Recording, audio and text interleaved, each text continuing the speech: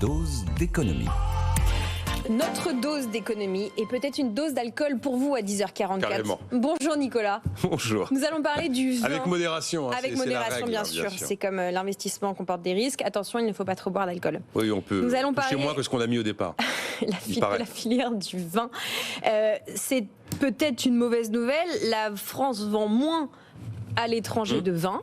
C'est ce qu'indique la Fédération des exportateurs de vin et spiritueux. Est-ce qu'on peut parler d'un gadin ? Alors non, objectivement, c'est pas un gadin. C'est une très mauvaise année 2023, mais c'est pas un gadin. Pourquoi on en parle aujourd'hui ? Parce qu'il y a un marqueur.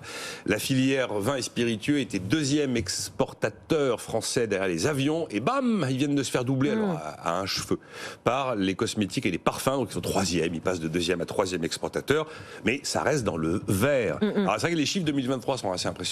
En volume, donc les quantités, c'est une baisse de 10%. Et en valeur, c'est une baisse de pratiquement 6%. On arrive quand même, attention, à la fin de l'année 2023 avec un excédent commercial de 16 milliards d'euros en vins et spiritueux. Il n'y aurait pas l'excédent commercial des vins et spiritueux, il n'y aurait globalement pas d'excédent commercial de la filière agricole dans son ensemble. On notera que les vins ont mieux résisté que les spiritueux. Et alors, celui qui tire vraiment ça à la baisse, c'est le cognac.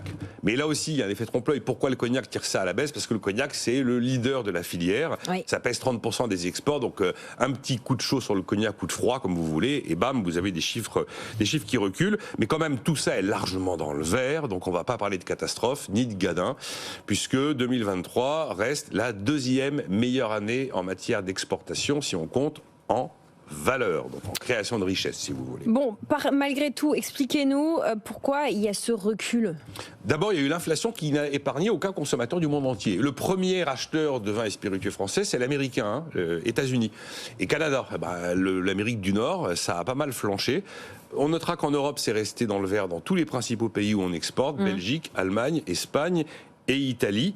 Ensuite, il y a le fait qu'on a mis en place des aides publiques qui ont soutenu la consommation aussi dans la plupart des pays. Oui. Alors, soit sous forme de chèques, soit sous forme de boucliers, enfin bref. Et tout ça prend fin. Donc là aussi, on a une pression à la baisse sur le pouvoir d'achat. Il y a un troisième élément qui est que le marché chinois devait repartir, et puis ce retour en grâce de l'économie chinoise, pour l'instant, il n'est pas encore totalement visible, ce qui fait qu'en 2023, les exportations vers la Chine, qui comptent quand même pas mal, ont reculé de 6%. Et puis alors, un quatrième élément qui est assez vraiment particulier, lié à la période, 2021-2022, année Covid, tout le monde se demande si on ne va pas manquer. Et il y a eu un phénomène de surstockage. Et il y a des quantités de pays, notamment les pays nord-américains, qui ont surstocké.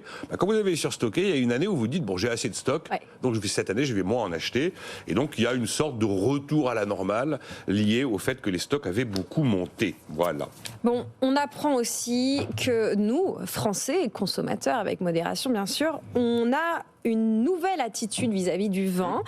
C'est à l'occasion, d'ailleurs, on leur fait un petit coucou, du salon Wine Paris et Vinexpo, qui se tient jusqu'à aujourd'hui, juste à côté des studios de BFM, porte de Versailles, qu'on peut en apprendre plus sur nos attitudes de buveurs. Oui, si on résume l'histoire, c'est vraiment on boit mieux, on boit moins mais on boit mieux. C'est le fameux en faire moins mais le faire mieux. Alors ça, on vous le met à toutes les sauces, oui, oui.